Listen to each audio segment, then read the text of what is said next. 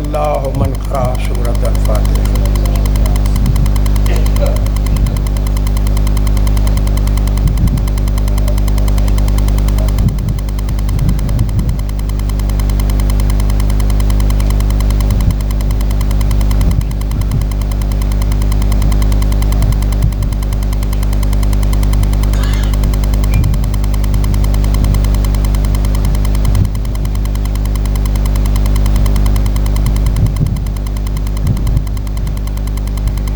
ایک دفعہ پھر محمد افضل جعفری صاحب آف جاپان، ان کے والدین مرحومین کے لیے اور ان کے بھائی حاجی ظفر علی کے لیے سورہ فاتحہ کی تلاوت فرمائیں۔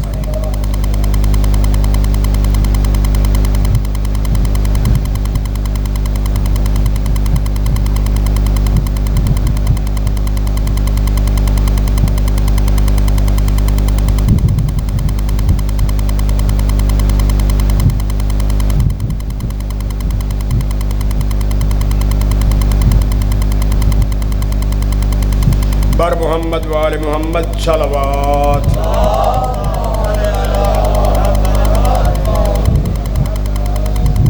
اپنی اپنی دعاؤں کی قبولیت کے لیے ایک دفعہ پھر صلوات۔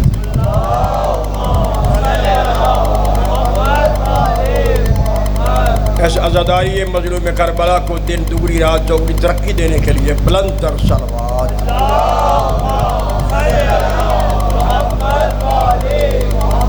ان ایام عزا میں تمام عزاداروں کی حفاظت و امن کے لیے بلند تر صلوات۔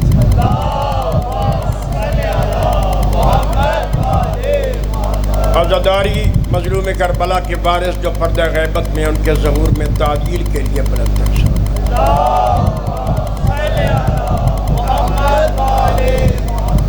اعوذ باللہ من الشیطان الرجیم، بسم اللہ الرحمن الرحیم، الحمد للہ العلیم الخبیر الذی لیس له شریک ولا مثیل ولا نظیر الذی لا ند له ولا حد له ولا مثل له ولا مثیل له وهو السمیع البصیر، والصلاة والسلام علی العبد المؤید الرسول المسدد المصطفى الامجد المحمود الاحمد سید الثقلین و نبی الحرمین و امام القبلتین ووسیلتنا فی الدارین وجد الحسن والحسین،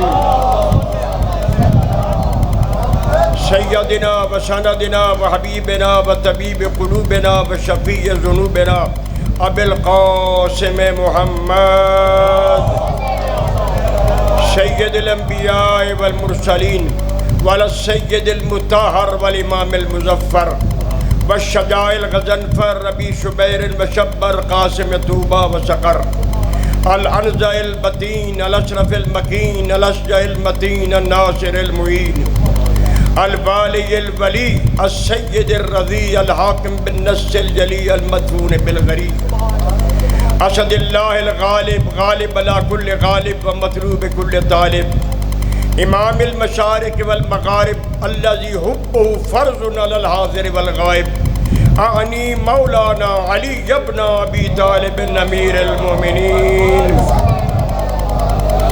ولذا قولوا فی دعائی و وسیلتی بینی و بین اللہ یا زیغم المہم یا ناصر النبی یا دافع النوائب یا قوت القوی یا فارق القطائب یا قاتل الغوی یا مصدر الغرائب یا عالم الخفی یا قاہر العدو یا والی الولی یا مظہر العجائب یا مرتضی علی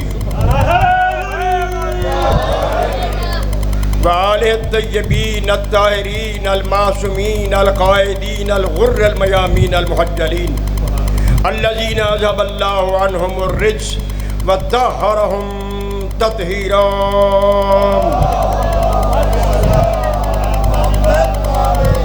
وَلَعْنَةُ اللَّهِ عَلَىٰ أَعْدَائِهِمْ مَلْعُونِينَ مِنْ يَوْمِ عَدَاوَتِهِمْ إِلَىٰ يَوْمِ الدِّينِ رَبِّ اشْرَحْ لِي صَدْرِي وَيَسِّرْ لِي أَمْرِي وَاحْلُلْ عُقْدَةً مِّن لِّسَانِي يَفْقَهُوا قَوْلِي أَمَّا بَعْدُ فَقَدْ قَالَ اللَّهُ سُبْحَانَهُ وَتَعَالَىٰ فِي كِتَابِهِ الْحَمِيدِ وَفُرْقَانِهِ الْمَجِيدِ وَقَوْلُهُ الْحَقُّ وَهُوَ أَصْدَقُ الْقَائِلِينَ بسم الله الرحمن الرحيم وَيَقُولُ الَّذِينَ كَفَرُوا لَسْتَ مُرْسَلًا قل کفا باللہ شہیدا بینی و بینکم ومن عنده علم الکتاب. صلوات.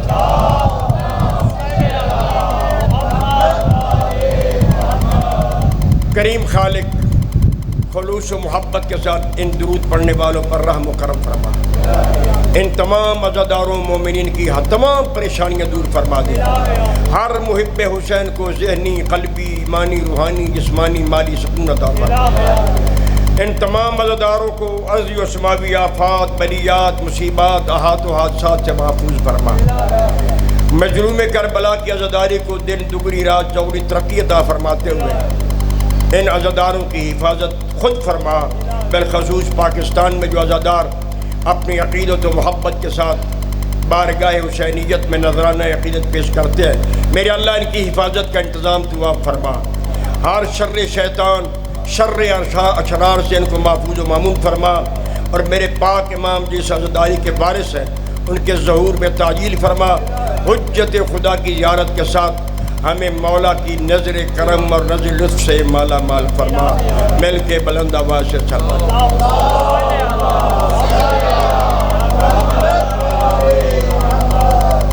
الحمدللہ ثم الحمدللہ. علامہ علی رضا صاحب حمدانی، خداوند کریم انہیں صحت و سلامتی عطا فرمائے. بڑے خوبصورت انداز میں فرزند رسول کا مدینہ منورہ سے چل کر مکہ اور مکہ سے کربلا جانے کا منظر جو پیش کیا اور تاریخی حقائق ہمارے سامنے رکھے. بہت سارے لوگوں کے علم میں اضافہ ہوا. خداوند کریم اس عالم کے علم میں اضافہ فرمائے اور انہیں دن دگنی رات چوگنی ترقی عطا فرمائے. اور ہمیں بھی نیک سیرت اپناتے ہوئے سچے سچے حسینی بننے کی توفیق عطا. میں مسلسل سورہ رعد کی اس آیت کی تلاوت سے مشرف ہو کر آپ کی سمع خراشی کر رہا ہوں. مجھے احساس ہے باہر سے آنے والے اگر عالم ہوں، ذاکر ہوں، خطیب ہوں، شاعر ہوں، وہ اپنے مخصوص انداز میں مومنین کو محظوظ کرتے ہوں اور مومنین کی آخرت کا سامان مہیا فرماتے ہوں. اللہ ان کو اجر جزیل عطا فرمائے. اللہ ان کو ترقی. میں تو آپ کا مقامی آدمی ہوں. میں اکثر کہا تو گھر دا پیر تے چول دا بٹا وہی ہوں جو میں آپ کو سناتا رہتا ہوں. اللہ تعالیٰ میری بھی ٹوٹی پھوٹی گفتگو اپنی بارگاہ میں قبول و منظور فرمائے اور میری اور آپ کی توفیقات میں اللہ اضافہ فرمائے. علماء کی قدر کیا کرو. علماء کی قدر کیا کرو. یہ علماء اللہ کی نعمت ہیں. کسی بھی مسلک سے کوئی تعلق رکھنے والا ہو، عالم ہو، اس عالم کا احترام ضروری ہے. کیونکہ جاہلوں سے بات کرنے سے اللہ نے منع کیا ہے. کبھی جاہلوں سے بات نہ کرنا. اذا خاطبهم الجاہلون قالوا سلاما. جب کوئی جاہل سے مخاطبہ ہو جائے، بات ہو جائے تو ان کو سلام کر کے گزر جاؤ. ان سے بحث نہ کرو، ان سے مجادلہ مناظرہ نہ کرو. جب کبھی بات کرو اہل علم سے کرو. اہل علم اپنی علم کی روشنی میں اپنا نظریہ پیش کرے گا اور پھر آپ وہ توفیق جو آل محمد کے صدقے میں آپ کو ملی ہے، آپ اس توفیق کے صدقے میں اس عالم کی بات کا جواب دے سکیں گے. لہذا علماء کا احترام ضروری ہے. اور اس دور میں تو علماء، اللہ نے قرآن مجید میں کئی دفعہ فرمایا ہے عالم اور جاہل برابر نہیں. اللہ عالم کے ساتھ جاہل کو کھڑا ہونا پسند نہیں کرتا. وہ خدا جو جاہل کو عالم کے برابر کھڑا ہونا پسند نہیں کرتا، وہ کیسے پسند کرے کہ جاہل آگے ہو اور عالم پیچھے ہو؟ اللہ تو کبھی پسند نہیں کرتا. لہذا علماء کا احترام رکھو، علماء کی قدر کرو. علماء ہوں، ہم جیسے طالب علم چھوٹے موٹے، ہم بھی آپ کو راغب کرتے ہیں کہ ان علماء کے ساتھ متمسک ہو جاؤ. علامہ سید حسین بروجردی ہمارے بہت بڑے مجتہد گزرے. نام تھا سید حسین. ایران کے شہر بروجرد کے رہنے والے تھے. وہ ہمارے وہ طالب علمی کا بچپن کا زمانہ تھا جب ہم نے ان کا نام سنا اور اسی بچپن میں ان کی وفات کی خبر بھی سنی. یہ تقریباً 90 سال سے زیادہ عمر تھی جب بغیر اینک کے عربی کی باریک باریک عبارتیں پڑھتے تھے اور اپنے شاگردوں کو پڑھاتے تھے. قبلہ جہاں تشریف فرمایا ہے یہ جانتے ہیں کہ عربی علوم کی جتنی کتابیں، بڑی بڑی کتابیں، شرح الامہ ہے، رسائل ہے، مقاصد ہے، باقی تفسیریں ہیں، یہ بڑے باریک الفاظ میں چھپی ہوئی ہیں، وہ بغیر اینک کے پڑھتے تھے۔ شاگردوں نے ایک دن کہا سرکار ہمیں تو جوانی میں اینکیں لگ گئی ہیں اور 6 مہینے سال کے بعد ہمارا وہ اینک کا نمبر پھر بدل جاتا ہے، بڑی مشکل ہوتی ہے، اگر اینک نہ ہو تو ہم تو کچھ دیکھ نہیں سکتے، پڑھ نہیں سکتے، آپ اتنی ضعیف 90 سال سے اوپر آپ کا سن ہو گیا ہے، آپ بغیر اینک کے پڑھتے ہیں اور پڑھاتے ہیں، اس میں راز کیا ہے؟ آپ کون سی دوائی کھاتے ہیں کہ آپ کی نظر کمزور نہیں ہوئی یا آپ کی نظر میں کوئی نقص پیدا نہیں ہوا؟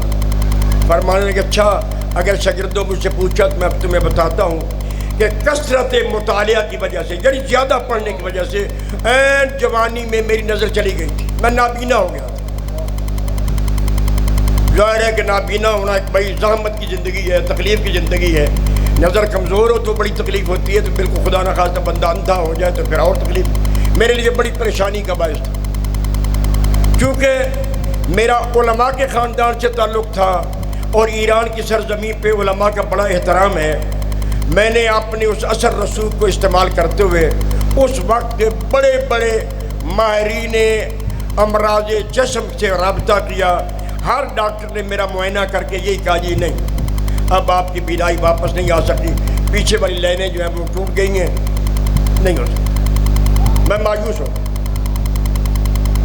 فرماتے ہیں کہ اسی سال جب 10ویں محرم کا دن آیا اور وہاں پر دستور ہے کہ علماء کے ماتمیوں کے جب دست عزاداری کے لیے جاتے ہیں تو رستے میں جس عالم کا بھی گھر آ جائے تو وہ ماتمی وہاں رکتے ہیں، وہ عالم دین کو پرسہ پیش کرتے ہیں، عالم دین ان کو استقبال فرماتے ہیں، نظر نیاز پیش کرتے ہیں، پھر وہ ماتمی آگے بڑھ جاتے ہیں۔ وہ فرماتے ہیں جوان ماتمیوں کا دستہ میرے پاس آیا، عالم سمجھتے ہو، تاکہ مظلوم کربلا کے آج کا پرسہ مجھے دیں۔ انہوں نے پرسہ دیا، لوہا پڑھا، ماتم کیا، ماتم داری کے بعد جب وہ تبرک وغیرہ کھا کے چلنے لگے نا، اچانک پتہ نہیں میرے دل میں کیا خیال آیا، ان جوانوں کے قدموں کی خاک کو میں نے جمع کیا اور ایک چٹکی بھر کے ایک آنکھ میں ڈالی، چٹکی بھر کے دوسری آنکھ میں ڈالی۔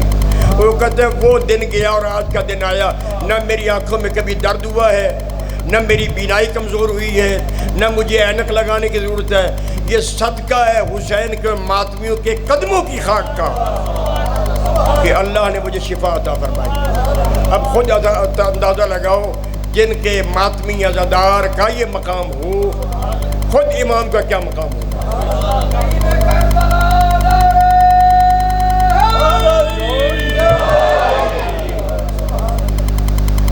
سچ کہا ہے قبلہ صاحب نے اور تمام علماء میں یہی سبق دیتے ہیں کہ حسین سے وابستہ ہو جاؤ۔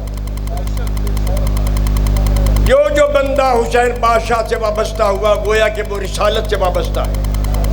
جس نے حسین کا دامن تھام لیا وہ حسین کا دامن ہی نہیں، سید الانبیاء کا، کیونکہ نبی نے فرمایا تھا الحسین منی وانا من الحسین، اگر حسین کو دیکھنا ہے تو مجھے دیکھو، اگر میری رسالت کو سمجھنا ہے تو پھر حسین کو دیکھو۔ لہذا پکے ہو جاؤ دروازہ حسین پر، اور پکے ہونے کی شرط یہی ہے کہ جس کو اپنا آقا مانتے ہو، سردار مانتے ہو، جو وہ فرمائے وہ کرتے رہو، جو کر کے دکھائے اس پہ عمل کرتے رہو، اور جس چیز سے وہ منع کر دے اس سے پیچھے ہٹ جاؤ۔ قرآن نے بھی کہا ہے وَمَا آتَاكُمُ الرَّسُولُ فَخُذُوهُ وَمَا نَهَاكُمْ عَنْهُ فَانْتَهُوا، جس چیز سے جو کچھ نبی دے وہ لے لو اور جس سے نبی منع کرے اس سے رک جاؤ۔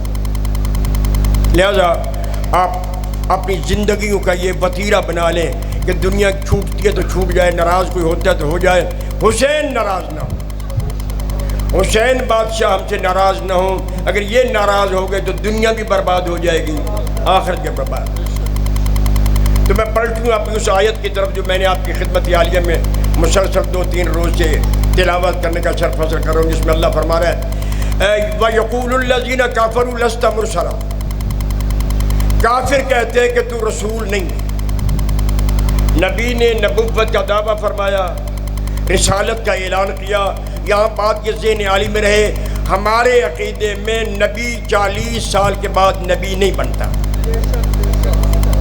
میں نے غالباً مثال بھی دی تھی، ہمارے نزدیک ہمیں ائمہ اطہار نے دلائل کے ساتھ یہ ثابت کر دیا ہے کہ اللہ جس نبی کو نبوت کا تاج پہناتا ہے، پہلے نبوت کا تاج پہناتا ہے، نبوت سرفراز کرتا ہے، علوم نبوت سے مالا مال کرتا ہے، پھر دنیا میں بھیجتا ہے۔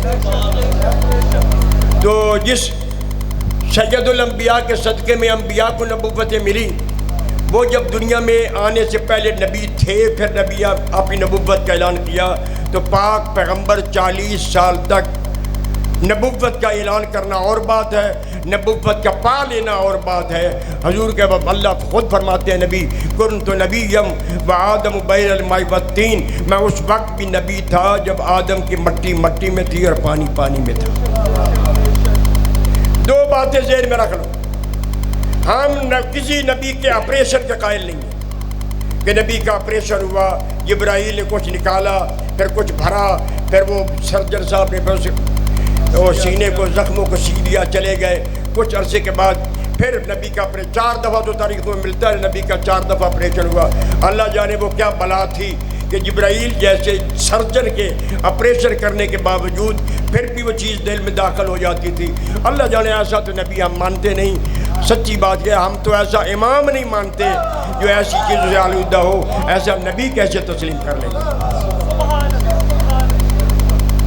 ہم امامت کو بھی نبوت کا پرتاؤ سمجھتے ہیں، تسلسل ہے نبوت کا، یہ تسلسل نبوت سے چلا، امامت کی شکل میں آیا، اور اس وقت تک وہ امامت کا نور رہے گا جب تک یہ کائنات رہے گی۔ ادھر امام تشریف لائیں گے، اپنی امامت کا اعلان فرمائیں گے، عدل کی حکومت قائم فرمائیں گے۔ جب وہ چلے جائیں گے تو پھر قیامت بھی آ جائے گی، اس سے پہلے قیامت نہیں آ سکتی۔ اور یہ باتیں زبانی جمع خرچ نہیں ہیں، شاید آپ کو یاد ہو، میں بطور تذکر یاد دہانی کے طور پر پھر وہ بات کہہ دوں، ہر انسان کی 3 قسمیں ہیں۔ انسان ان 3 قسموں میں سے ایک قسم پر ہے، یا تو ہر انسان اللہ کا نبی ہے، اگر نبی نہیں تو وہ نبی کا امتی ہے، اور تیسری صورت یہ ہے کہ جو نبی بھی نہیں، نبی کا امتی بھی نہیں، پھر وہ کافر مشرک ملحد ہے۔ ہر انسان یا نبی ہوگا یا کسی نبی کا امتی ہوگا، کوئی گل پلے پوندی پئی، اگر نبی بھی نہیں امتی بھی نہیں تو پھر وہ کافر مشرک ملحد ہوگا، چوتھی شکل کوئی نہیں۔ نعوذ باللہ من ذالک ثم نعوذ باللہ من ذالک، اگر 40 سال تک حضور سرور کائنات نبی نہیں تھے، میری جرت تو نہیں میں اگلے لفظ کہوں، پھر تو ہی بتا دے کہ نبی کیا تھے۔ اگر نبی نہیں تھے تو کسی نبی کے امتی تھے، اگر امتی تھے تو پھر وہ نبی افضل ہوگا جن کے یہ امتی ہیں، ان کو پھر افضل ماننا پڑے گا، ان کو سید الرسل ماننا پڑے گا، ان کو خاتم المرسلین ماننا پڑے گا جس کے یہ امتی ہیں۔ اگر نبی بھی نہیں امتی بھی نہیں تو تیسری مثال کی تو میری جرت یہ نہیں میں کہوں پھر وہ نبی کیا تھے۔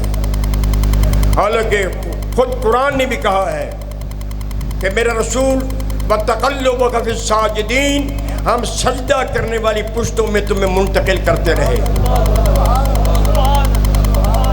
اور اگر تم پہ کوئی اشتباہ کر دے تو کہہ دو کہ میں اللہ کے بندوں میں سے اس کی اب بندگی کرنے والوں میں، ان کی عبادت کرنے والے سب سے پہلے اللہ کی عبادت کرنے والا میں ہوں۔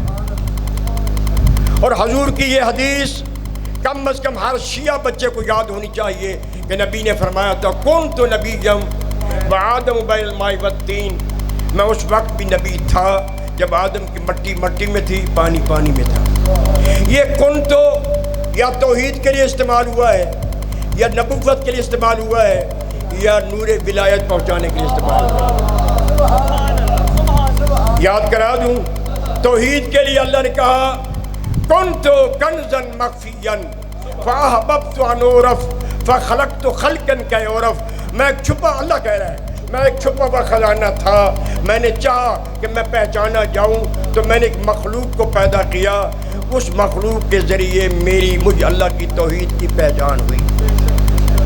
وہاں کن تو پہلے تو اللہ نے جب آپ کی توحید کا اعلان کیا نا، وہاں پہلے کن تو استعمال کیا، پھر نبوت کے لیے کن تو استعمال ہوا، نبی نے فرمایا کون تو نبی وآدم بین الماء والطین، میں اس وقت بھی نبی تھا جب آدم کی مٹی مٹی میں تھی، پانی پانی میں تھا، نبی نے اپنی نبوت کے لیے لفظ کن تو استعمال کیا۔ تیسرا کہہ دوں، ولایت کے لیے بھی کن تو استعمال ہوا، من کن تو مولا ہو فہذ علی جن مولا، اور جس چیز کا میں محمد مولا ہوں اس کے لیے علی مولا ہے۔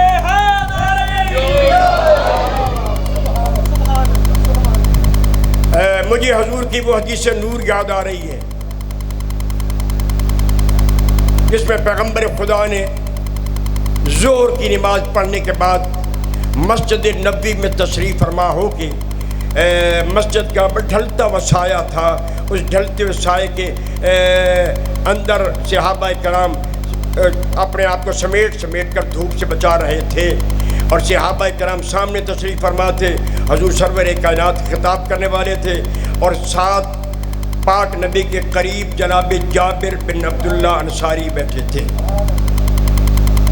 جابر بن عبداللہ انصاری کو آپ جانتے ہیں کہ ہماری حدیث قصہ جو خیر و برکت کے لیے گھروں میں، دکانوں میں، کاروباروں میں پڑھی جاتی ہے، اس حدیث قصہ کے راوی بھی جناب جابر بن عبداللہ انصاری ہیں۔ جابر بن عبداللہ انصاری وہ خوش نصیب انسان ہیں جو کربلا مولا جن کی زیارت کے بھی میں بات کر رہا تھا، قبلہ صاحب بات کر رہے تھے، کربلا کا پہلا زوار جناب جابر بن عبداللہ انصاری تھے۔ جب سیدوں کا یہ لوٹا ہوا قافلہ سید الساجدین علیہ السلام کی معیت میں شام کی قید گزارنے کے بعد واپس کربلا میں آئے زیارت کے لیے، کیونکہ پھوپھی نے کہا تھا ابھی تک تو میں نے اپنے بھائی کو گریہ بھی وہ نہیں کر سکی جو مجھے کرنا چاہیے تھا، تو یہ کربلا میں قافلہ آیا تھا، چند افراد کا قافلہ تھا، اس کا استقبال کرنے والا، زائرین کا استقبال کرنے والا یہی جابر بن عبداللہ انصاری تھا۔ جابر بن عبداللہ انصاری اصحاب رسول میں سے، دیکھیے اصحاب کا بڑا مقام ہے، اصحاب کی بڑی عزت ہے، کتنی خوش نصیب ہے وہ آنکھیں جنہوں نے چہرہ رسالت کی زیارت کی، پاک پیغمبر کو دیکھتے رہے، حضرت کے دین اقدس سے اللہ کی آیات سنتے تھے، احادیث رسول سنتے تھے۔ کتنے خوش نصیب تھے وہ صحابہ کرام رضوان اللہ تعالیٰ علیہم جو کہ اپنی موجودگی میں اپنی آنکھوں سے نبی کو دیکھتے بھی رہے اور نبی کے ارشادات بھی سنتے رہے۔ کوئی مسلمان کلمہ پڑھنے کے بعد کسی صحابی کی توہین نہیں کر سکتا۔ جیسے ہمارے پر اور الزام لگائے جاتے ہیں، یہ کرتے ہیں، وہ کرتے ہیں، فلاں کرتے ہیں، اور جب تحقیق ہوتی ہے تو مان جاتے ہیں کہ نہیں ہمیں تو غلط خبر پہنچی تھی، ایسی کوئی بات نہیں۔ ویسے یہ خبر بھی دی گئی ہے کہ یہ صحابہ کرام رضوان اللہ تعالیٰ علیہ کی توہین کرتے ہیں، ان کو برا بھلا کہتے ہیں، نہ تصور بھی نہیں ہو سکتا۔ لیکن ایک بات ذہن میں رہے، صحابی سب برابر نہیں، وہ قرآن کہتے ہیں جب نبی سارے برابر نہیں، رسول جب برابر نہیں، تو پھر صحابہ کرام سب برابر کیسے ہوں گے؟ جس صحابی کی صحبت پیغمبر کا جتنی مدت زیادہ ہوگی اتنا وہ زیادہ قابل تعظیم ہوگا، اتنا اس کا مقام زیادہ بلند ہوگا، اتنی اس کی عزت زیادہ ہوگی، اور جس کی صحبت کا وقت نبی کے پاس تھوڑا تھا اس کی عزت بھی اتنی کم ہوگی جتنا اسے شرف صحابیت ملا۔ میں مثال دیتا ہوں، مثلا ایک آدمی یہاں آ کے کہتا ہے کہ جناب میں وہ خوش نصیب ہوں جس نے پاک پیغمبر کی زیارت کی، حضرت کی قدم بوسی کی، حضرت کے ہاتھوں کو چوما، حضرت کی زبان اقدس سے کچھ باتیں سنی، کچھ احادیث سنی، کچھ آیات سنی، کچھ نصیحت کی باتیں سنی۔ ہم سب پر واجب ہے کہ یہ دعویٰ کرنے والے کی ہم عزت کریں گے، احترام کریں گے، کیونکہ یہ خوش نصیب ہے جس نے اپنی ان آنکھوں سے پاک نبی کی زیارت کی۔ ہمیں وہ شرف نہیں ملا۔ ہم میں سے کوئی آدمی دعویٰ نہیں کرتا کہ ہم بھی پیغمبر کی زیارت کی ہے یا پیغمبر کی باتیں سنی ہیں یا پیغمبر سے حدیث سننا ہے۔ ہم تو آگے راویوں سے آگے چلتی 1500 سال پیچھے گزار گئے ہیں۔ ہمارا وہ مقام نہیں جو اللہ نے صحابی کو عطا فرمایا ہے۔ جس نے ایک دفعہ زیارت کی وہ قابل عزت ہے، ہم کھڑے ہو کے اس کا احترام کریں گے۔ بابا وہ کیسے قوم کسی صحابی کی توہین کر سکتا ہے؟ جبکہ ہم تو وفادار قوم ہیں، اتنے وفادار ہیں کہ جس جانور نے بھی معصوم سے وفاداری کا مظاہرہ کیا، آج ہم اس جانور کی ساتھ نسبت پانے والوں کے قدموں کی خاک کو بھی بوسے دیتے ہیں۔ اگر دوسرا آدمی آ جائے، جناب اس آدمی نے ایک دفعہ نبی کی زیارت کی، میں پورا دن نبی کے پاس رہا، صبح سے لے کر شام تک نبی کی کتاب، صبح کی نماز پڑھی، ظہر کی نماز پڑھی، عصر کی نماز پڑھی، مغرب کی پڑھی، عشاء کی پڑھی، جو کچھ نبی کرتے رہے میں دیکھتا رہا، جو نبی فرماتے رہے میں سنتا رہا، چہرہ نبوت کی زیارت سے مشرف ہوتا رہا۔ ایمان سے بتائیے، جس نے ایک دفعہ زیارت کی تھی اس سے یہ افضل ہے یا نہیں؟ جو سارا دن نبی کی صحبت میں رہا، سارا دن پیغمبر کے صحبت سے شرف یاب ہوتا رہا، یہ اسے افضل۔ تیسرا آدمی کہے جناب یہ تو ایک دفعہ زیارت کرنے والا نبی کی، اس نے ایک دن زیارت کی، اللہ نے مجھے شرف عطا فرمایا کہ میں پورا سال صحبت نبی میں رہا۔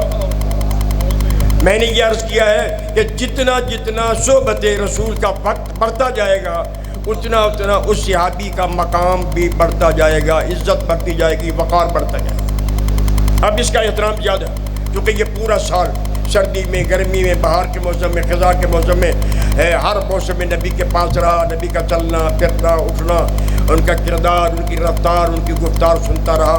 یہ اب ان پہلے دونوں سے افضل ہوگا، کیونکہ اس نے ایک دفعہ زیارت کی تھی، دوسرے نے ایک دن زیارت کی تھی، میں نے پورا سال زیارت کی۔ اگر کوئی کہے کہ جناب نبی کی میں نے اتنی زیارت کی کہ جب پیغمبر خدا نے نبوت کا اعلان فرمایا تو سب سے پہلے اعلان نبوت سننے والا میں تھا، پھر میں نے ساری زندگی نبی کی صحبت میں گزارا، نبی کے پاس رہا، اپنے ضروری کام چھوڑ کے بھی بارگاہ نبوت میں حاضری دیتا رہا۔ ایمان سے بتائیے پہلے تینوں سے افضل ہے یا نہیں؟ کیونکہ پورا سال اسے صحبت رسالت میں شرف حاصل ہوتا رہا اور یہ مشرف ہوتا رہا صحبت نبی سے، اس کا مقام اور بلند ہو جائے گا۔ ہم صحبت نبی پر بیٹھنے والوں کی بات نہیں کرتے، ہم تو ان کی بات کرتے ہیں جو آغوش رسالت میں بیٹھ کے فیض رسالت سے فیض یاب ہوتے رہے، جن نبی کی زبان چوس چوس کے تمام تاریخیں لکھتی ہیں کہ امام حسین علیہ السلام ولادت سے لے کر پورے 6 مہینے تک نہ ماں کا دودھ پیا حسین نے، نہ کوئی اور غذا حسین کو ملی، نہ کوئی کسی قسم کی اور خوراک ملی، زبان رسول کو چوس چوس کے حسین پروان چڑھتے رہے۔ جو زبان رسول کو چوس چوس کے بڑھ رہا ہے، اب فیصلہ تیرے ہاتھ میں، بتا یہ ان زیارت کرنے والوں سے افضل ہے یا نہیں؟ بلکہ نبی نے تو یہ کہا کہ الحسین منی وعدہ من الحسین، حسین مجھ سے ہے اور میں حسین سے ہوں۔ دوش رسالت پر سواری کی۔ جب مولا کائنات سرکار امیر المومنین علیہ السلام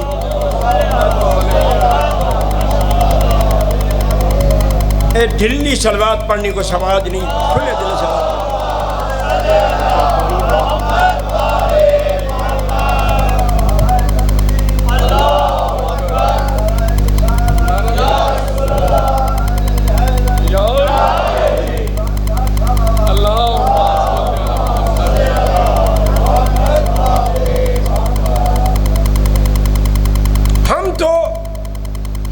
بندے کا احترام کریں گے جو پاک پیغمبر کا وفادار رہا، کہ محمد سے وفا تو نے تو ہم تیرے ہیں، اگر تو نے سید الانبیاء سے وفاداری کا مظاہرہ کیا ہے تو ہم اپنی سر آنکھوں پہ تجھے بٹھائیں گے، شرط وفاداری ہے۔ اور یہ بات بھی ذہن عالی میں رہے، ابتدا اچھی ہو یا بری ہو اس کی کوئی قیمت نہیں، انتہا اچھی ہونی چاہیے، انجام اچھا ہونا چاہیے۔ ابتدا اچھی تھی، بہت نیکی کی ابتدا تھی، ملائکہ کے صف میں شمار ہونے لگا، اور انتہا بری ہوئی تو اللہ کی نگاہ مردود رجیم بنا کے دربار الہی سے نکالا گیا۔ ابتدا بری تھی، اچھی نہیں تھی، ابتدا غلط تھی، انتہا اچھی ہوئی تو سید ابرار نے اسے علیہ السلام بنا کے شہید کربلا کا شرف عطا فرما دیا۔ کوشش کرو کہ ہماری انتہا ہمارا انجام اچھا ہو، ہماری آخرت اچھی ہو، اور یہ انجام اچھا نہیں ہو سکتا جب تک کہ تم زہرا کے لال سے وابستہ نہ ہو جاؤ۔ امامت نبوت کا تسلسل ہے، اسی لیے میں نے کل غالباً عرض کیا تھا کہ یزید جیسا بھی تھا، اس کے بارے میں کہا جاتا وہ نمازی تھا، وہ یہ تھا، وہ تھا فلاں، میں نے کل اشارہ کیا تھا، لیکن ولایت کے نور سے وہ محروم تھا۔ کربلا میں جنگ، کربلا میں جو جہاد ہوا ہے، یہ ولایت اور منکرین ولایت کے درمیان تھا۔ دن رات کا نمازی ہو، روزے دار ہو، بڑا حاجی ہو، تسبیح کو بڑا کھڑکاتا ہو، بڑا مقدس سا ظاہر نظر آتا ہو، اگر اس کے دل میں نور ولایت علی نہیں تو اس کی کوئی عبادت نہیں۔ میں یہ بات جذبات میں اپنے ساتھیوں کو جذبات میں ابھارنے کے لیے نہیں کہہ رہا، نبی کی حدیث ہے، لَبِجْتَمَ النَّاسُ عَلَىٰ حُبِّ عَلِيِّ بْنِ أَبِي طالب لَمَا خَلَقَ اللَّهُ النَّارَ۔ حضور نے فرمایا اگر ساری دنیا علی کی ولایت پر جمع ہو جاتی تو اللہ جہنم کو پیدا ہی نہ کرتا۔ جہنم تو منکرین ولایت کے لیے، ان لوگوں کے لیے جہنم ہے جو اس نور ولایت سے محروم ہیں یا ولایت کی توہین کرتے ہیں۔ اور نبی نے فرمایا کہ میں دنیا میں آ کے نبی نہیں بنا، اللہ نے مجھے نبوت کے مقام سے سرفراز کر کے بھیجا ہے۔ ہم نے پھر دامن نبیت کے بعد، نبوت کے بعد اسی ولی کا تھا جو کہہ رہا تھا کنت ولیم وآدم بین الماء والطین، میں اس وقت بھی ولی تھا جب آدم کی مٹی مٹی میں تھی اور پانی پانی۔ پاک پیغمبر کے بعد جتنے بھی لوگ مسلمان تھے ان کی تین قسمیں، میں اپنی گفتگو کو سمیٹتا ہوں، آ گئے ناظم صاحب، چشم مارو شم دل ماشا۔ تین قسمیں سید الانبیاء کے بعد، کچھ ہیں اصحاب رسول، کچھ ہیں ازواج رسول، کچھ ہیں اہل بیت رسول۔ یہ فرق سن لیں، میں آپ کی زحمت تمام کر دیتا ہوں، وہ کان کھانا فرق ضروری نہیں ہے، مختصر سی بات، خیر الکلام ما قل و دل، بہتر بات وہ ہوتی ہے جو تھوڑی ہو اور دلیل والی ہو۔ صحابہ کرام رضوان اللہ تعالی علیہم، ازواج رسول رضی اللہ تعالی عنہن اور اہل بیت علیہم السلام، میں بڑے سادے لفظوں میں ان کی پہچان کروانا چاہتا ہوں۔ قبلہ، نبی گھر سے باہر ہو تو صحابی وہ ہے جو نبی کے ساتھ ہے، نبی مسجد میں ہو تو صحابی ساتھ ہو، نبی میدان جنگ میں تشریف لے جائے صحابی وہ جو نبی کے ساتھ ہو، میدان میں چھوڑ کے آنے والا نہ ہو۔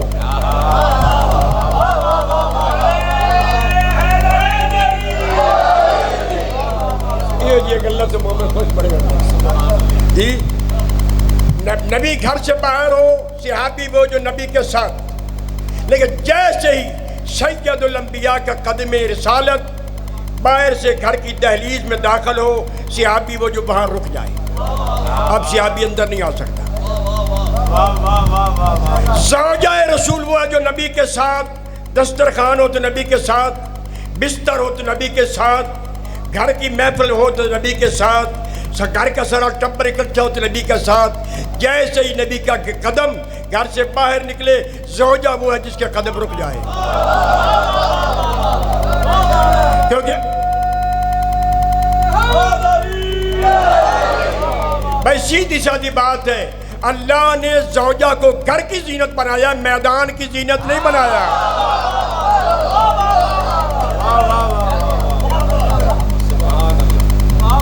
نبی کا قدم باہر، زوجہ ساتھ، اور اہل بیت میں کہ نبی گھر سے باہر ہو تب بھی ساتھ ہو، نبی گھر کے اندر ہو تب بھی ساتھ ہو۔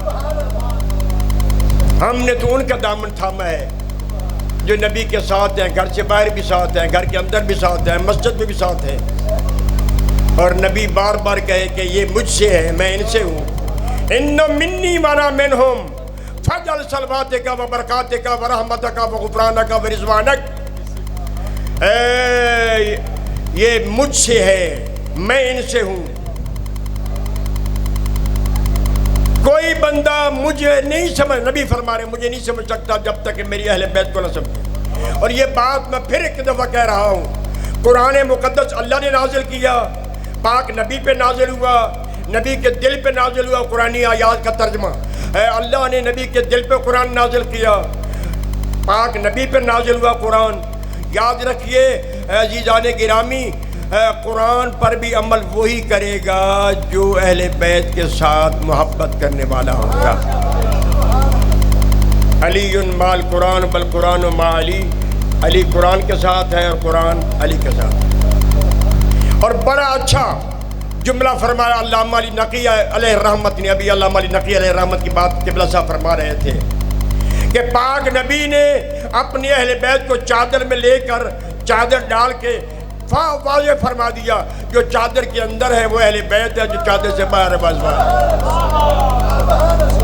جیسے کہ اللہ نے خانہ کعبہ پہ غلاف چڑھایا ہوا ہے، کوٹھے کو سردی لگتی ہے، کعبہ ڈرتا ہے لوگوں سے، غیر محرموں سے بچاتا ہے اللہ، تب اس پر پردہ ڈالا ہوا ہے غلاف کعبہ۔ ہر سال کروڑوں روپے خرچ ہوتے ہیں اس غلاف کے تیار ہونے پر، بڑا سرمایہ صرف ہوتا ہے اس غلاف کعبہ کو بنانے میں، اس کو تیار کرنے میں، بڑے بڑے عظیم کاریگر اس پر سونا چاندی کا کام کرتے ہیں، پھر غلاف تیار ہوتا ہے، پھر حکومت پاکستان، حکومت سعودی عرب 8 ذی الحج کو اس غلاف کو اتارتی ہے کرینوں کے ذریعے، میں نے دیکھا ہے، اور نیا غلاف چڑھا دیا جاتا ہے۔ 8 ذی الحج کو ہر سال کعبہ پر غلاف چڑھا دیا جاتا ہے۔ اس سے پہلے کعبہ کبھی بھی بغیر غلاف کے نہیں رہا، اس کی تاریخ ہے لمبی چوڑی، میں اس کی طرف آپ کو نہیں لے جاتا۔ کیا اس کوٹھے کو سردی لگتی ہے یا غیر محرموں سے اللہ بچاتا ہے؟ نو، اللہ نے غلاف چڑھا کے بتایا، یاد رکھو جو غلاف کے نیچے ہے وہ حرم ہے، جو غلاف سے باہر ہے وہ دوسرے ہے۔ یہی نبی نے بھی پنجتن پاک پر چادر چڑھا کے بتایا، انہم منی وانا منہم، یہ مجھ سے ہے اور میں ان سے ہوں۔ وہ سید الرسل، بس بات ختم ہو گئی۔ کل انشاءاللہ اگر وقت ملا تو کچھ آپ کی سمع خراشی کروں گا۔ سید الانبیاء حضور سرور کائنات نے اس دین کو ہم تک پہنچانے کے لیے جتنی زحمتیں برداشت فرمائیں، کوئی نبی بھی اتنی زحمتوں سے دوچار نہیں ہوا جتنے حضور دوچار ہوئے۔ یہ نبی کی اپنی حدیث بھی ہے جس کا ترجمہ میں نے کیا ہے۔ نبی نے فرمایا ہے کہ جیسے مجھے اذیتیں پہنچائی گئیں کسی نبی کو اتنی اذیتیں نہیں پہنچائی۔ یار غریب کے سے غریب آدمی ہو نا، اور آپ کے محلے میں رہتا ہو، آن جان ہو، جانتے ہو، اگر اس کی بھی بیٹی آ جائے نا تو لوگ اس کو بھی احترام کی نظروں سے دیکھتے ہیں، بھئی یہ ہمارے محلے دار کی بیٹی ہے، ہمارے گھر میں کام کرنے والی کی بیٹی ہے، ہمارے ملازم کے اس کا احترام کرتے ہیں۔ بیٹیوں کا احترام اسلام نے سکھایا ہے۔ اللہ جانے مسلمانوں کو نبی سے کیا دشمنی تھی، یہ اہل بیت سے دشمنی نہیں ہے، یہ نبی سے دشمنی ہے، یہ اہل بیت کا انکار نہیں ہے، یہ نبوت کا انکار ہے۔ جو کچھ بھی اہل بیت کے ساتھ ہوا یہ اہل بیت کے ساتھ نہیں ہوا، یہ نبی کے ساتھ ہوا ہے، کیونکہ نبی فرماتے ہیں یہ میرا جز ہے، یہ میرا حصہ ہے، میں رسول ہوں، یہ رسالت کا حصہ ہے، میں نبی ہوں، یہ نبوت کا حصہ ہے۔ اور مسلمانوں نے اسی نبی کا کلمہ پڑھ کے اتنا ستایا کہ سجدہ نے نوحہ پڑھا کہ یا بابا آج دیکھ مجھ پر اتنی مصیبتیں آئیں، اگر سفید دنوں پر پڑتی تو سیاہ راتیں ہو جاتی۔ ابھی آپ نے سنا پاک بی بی پر جو ظلم و ستم ہوئے تھے مدینہ منورہ میں، لوگ یہ کہتے ہیں کہ امام حسین علیہ السلام مدینہ میں رہتے، محفوظ رہتے، ان کا وطن تھا، بچپنا گزرا تھا۔ کسی ایک مدینہ کے بندے نے بھی حسین کو مدینہ چھوڑتے وقت روکنے کی کوشش نہیں کی۔ وہ دیکھتے رہے، زہرا کی بیٹیاں پردیس کی طرف روانہ ہوتی رہیں، حسین کا خاندان جاتا رہا، مسلمان دیکھتے رہے، بعض لوگوں نے خوشیاں بھی منائیں۔ اگر اتنی ہمدردی تھی تو کوئی تو آگے بڑھ کے کہتا نا زہرا کا لال ہم آپ کے غلام موجود ہیں، ہم نوکر موجود ہیں، ہماری موجودگی میں آپ کو کوئی اذیت نہیں پہنچے گی، کوئی تکلیف نہیں پہنچے گی، آپ باہر تشریف نہ لے جائیں۔ کسی نے نہیں روکا۔ اپنے خاندان کے افراد نے مشورہ دیا امام کو کہ آپ عراق نہ جائیں، ہندوستان چلے جائیں، یمن چلے جائیں، فلاں علاقے میں چلے جائیں، کہیں چھپ جائیں، وہ مشورے دیتے رہے، لیکن ان کی ہمدردی میں کسی نے کوئی ایک جملہ بھی نہیں کہا۔ کتنے مظلوم تھے حسین۔ علامہ غلام حسین نعیم الملت آل اللہ مقامہ نے اپنی نعیم الابرار میں لکھا ہے، ان کی بڑی مشہور تالیف ہے نعیم الابرار، غالباً وہ 4 جلدوں پر ہے یا 5 جلدوں پر ہے، اور ان میں مجالس بھی ہیں اور ان واقعات کو بیان کیا گیا۔ وہ فرماتے ہیں ایک دن پاک نبی نے حسین کو گود میں لیا، پیار فرما رہے تھے، بار بار حسین کا چہرہ چوم رہے تھے، بار بار سینے سے لگا رہے تھے۔ کسی صحابی نے عرض کیا، پر اللہ کے رسول آپ اس بچے سے اتنا پیار کرتے ہیں، اتنی محبت ہے کہ اس کو سینے سے لگاتے ہیں، حالانکہ آپ کا یہ بیٹا نہیں نواسا ہے۔ باقی نبی نے فرمایا نہ، یہ میرے جگر کا ٹکڑا ہے، یہ میرا فرزند ہے، حسین مجھ سے ہے، میں حسین سے ہوں۔ اتنا پیار فرمایا، پیار اس لیے کرتا ہوں کہ جتنی محبت کا اظہار کر رہا ہوں، میرے جانے کے بعد، میری آنکھ بند ہونے کے بعد مسلمان اتنا اس پر ظلم کریں گے۔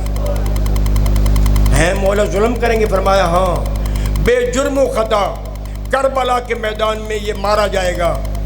پھر نبی نے ایک حدیث بیان کی، جو اس وقت حسین کی نصرت میں مارا جائے اس کو 70 شہیدوں کا ثواب ملے گا۔ ان صحابہ کرام میں علامہ لکھتے ہیں، ان صحابہ کرام میں ایک صحابی تھا جس کا نام تھا اخنف۔ جب اس نے سنا نا کہ حسین کی نصرت میں مارا جانا 70 شہیدوں کے برابر ثواب ملے گا، اس نے دل میں ارادہ کیا اللہ مجھے توفیق دے تو میں بھی حسین کی نصرت میں اپنی جان قربان کروں گا۔ ارادہ کر لیا۔ بعد میں پاک پیغمبر کسی جنگ میں گئے، اس اخنف کو بھی ساتھ لے گئے، بہت سارے اور بھی مسلمان شہید ہوئے، یہ اخنف بھی زخمی ہو کے گرا۔ پاک نبی اس کے پاس پہنچے، فرمایا اخنف شہادت تو بہت بڑا مقام ہے، جس مقام پہ تو فائز ہو رہا ہے، اللہ تجھے بغیر شہید کی یہ تعریف پہلی ہے کہ زندگی کے جتنے گناہ ہیں شہید کی جیسے روح پرواز کرتی ہے سارے گناہ معاف ہو جاتے ہیں، اور بغیر گناہوں کے پاک و پاکیزہ ہو کے اللہ کی بارگاہ میں حاضر ہوتا ہے شہید۔ تو کیوں گھبرا رہا ہے؟ اخنف کہتے ہیں مولا آپ نے ایک دن فرمایا تھا کہ جو میرا حسین کی نصرت میں مارا جائے وہ 70 شہیدوں کا ثواب پائے گا۔ میرے دل کی آرزو تھی، تمنا تھی کہ مجھے بھی اللہ اتنی لمبی زندگی دے، جب حسین میدان کربلا میں جائیں اور شہادت سے سرفراز ہو جائیں تو میں بھی شہید ہو جاؤں۔ چلو بھیا یہاں لکھی تھی لیکن میری تمنا دل میں رہ گئی۔ فرمایا اخنف نہ گھبرا، میں نبی وعدہ کرتا ہوں کہ تجھے بھی حسین کی نصرت میں جان قربان کرنے کا موقع دیا جائے گا، اب سو جا۔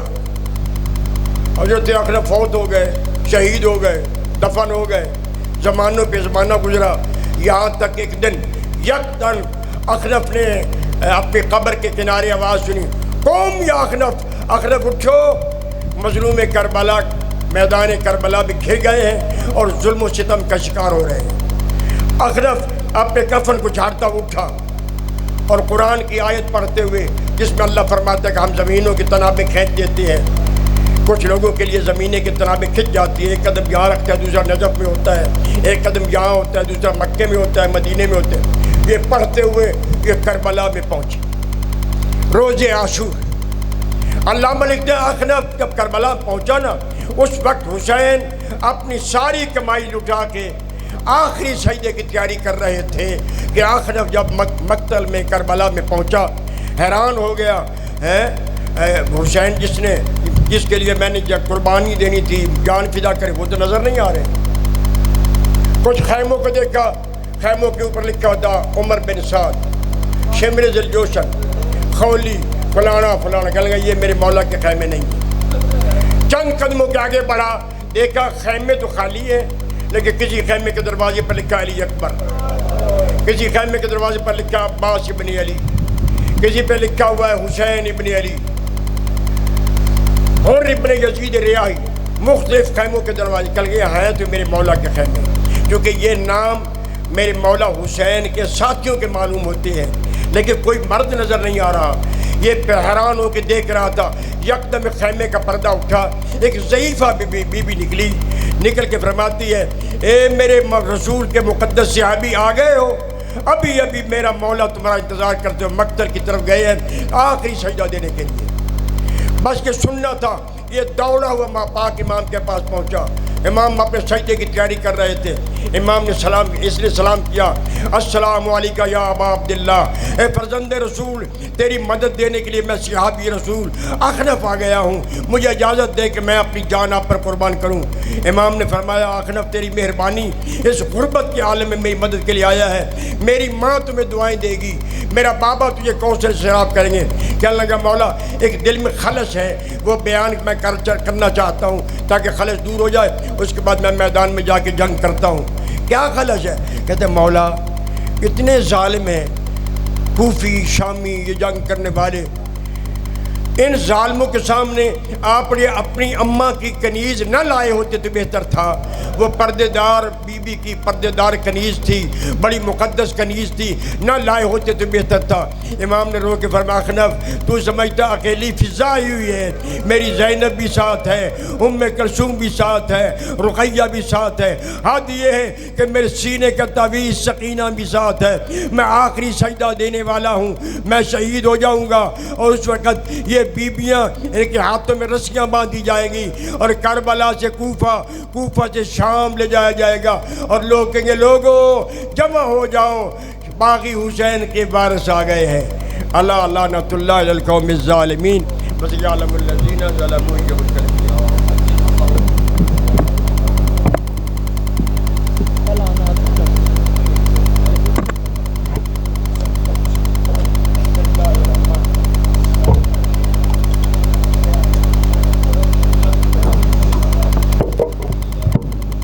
نعرہ تکبیر, نعرہ رسالت,